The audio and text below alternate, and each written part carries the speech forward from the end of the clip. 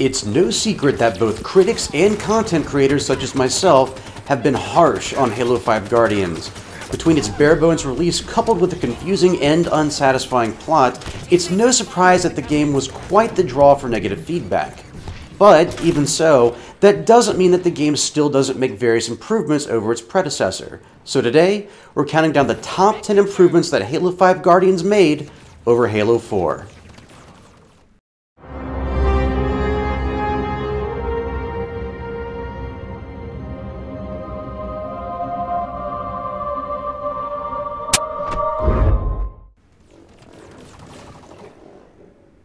Number 10.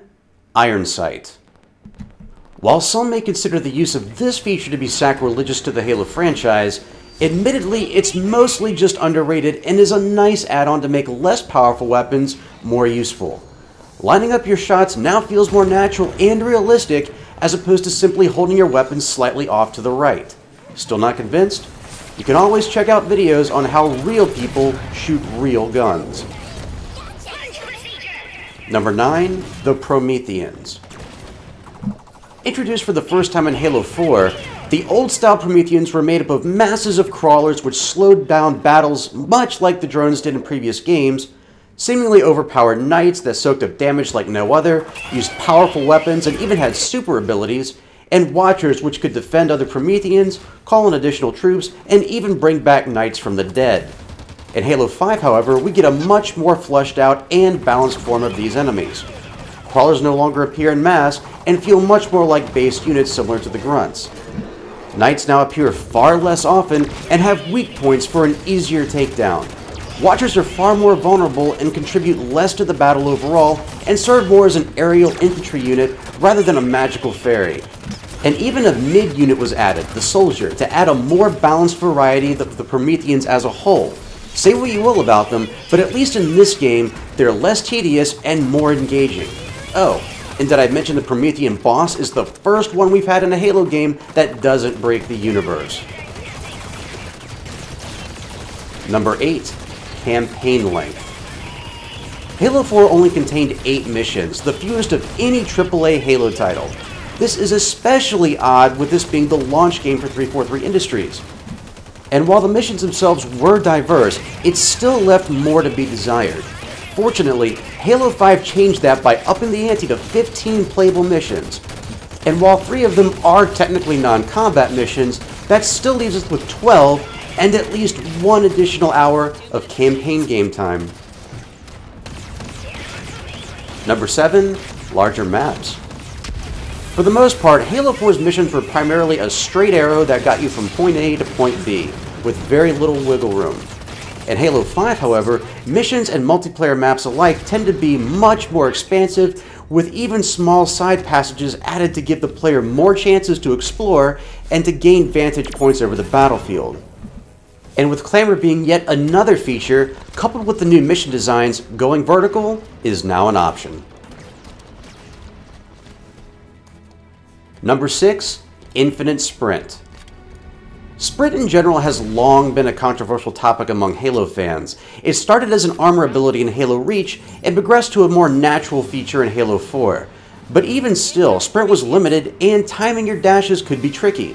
In Halo 5, however, Sprint can last as long as you want, not only removing the burden of worrying about when your steam would run out, but also allowing you to traverse the larger maps quickly, even without a vehicle.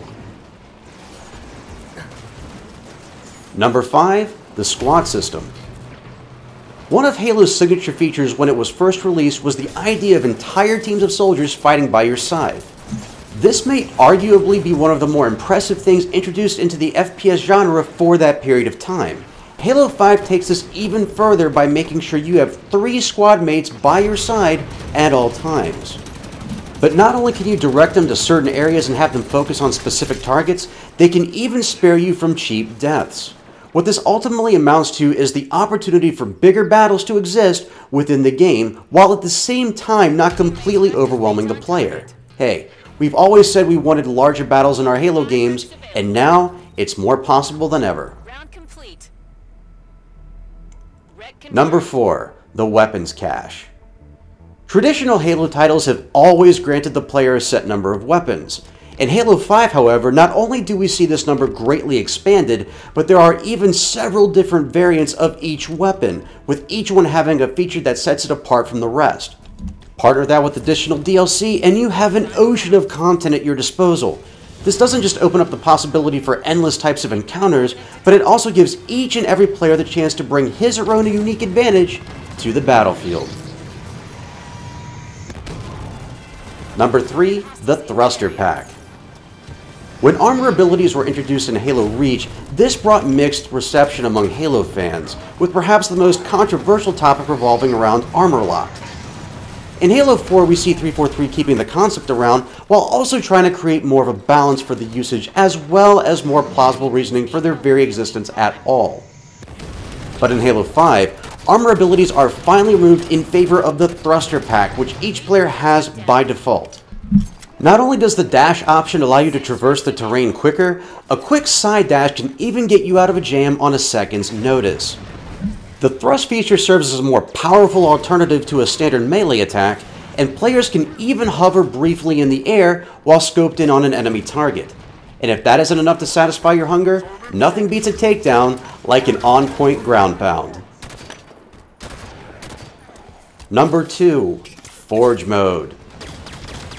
The only reason this isn't number 1 is because not everyone has the skills or coordination to take the time to master this mode's true power, myself included, and thus they tend not to mess with it. But for those who do and have been master forgers in the past, will be treated to the most powerful and open world forge experience in any Halo game. You not only have the ability to build entire structures, but you can even manipulate the scenery itself. This has gone as far as players really going the extra mile and recreating their favorite Halo maps from previous installments.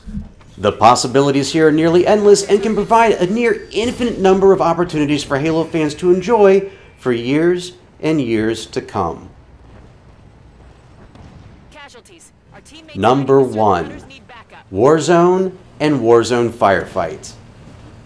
Big Team Battle has always been a fan favorite, allowing 2 teams of 8 players to face off in both intense and large-scale combat.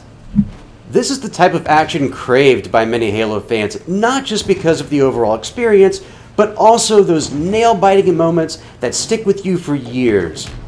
With 16 total players on the battlefield, there's always an opportunity for a changing of the tides, and Warzone takes that to the next level by upping the numbers to 12 versus 12. And if fighting each other isn't enough, Warzone regularly features AI bosses that can be claimed and defeated by either side to further rack up points for his or her respected team, keeping the action in constant motion. And if you prefer the AIs to the human players, you can opt for 3 different variations of Warzone Firefight, scaled to your personal comfort zone. A team of 8 can now be inserted into the battlefield in order to combat 5 intense rounds of Covenant, Prometheans, and challenging boss battles that require the help of every single person in the game to successfully emerge victorious. This is the best we've seen in Halo's multiplayer in quite a while, and each game match feels even more rewarding than the last.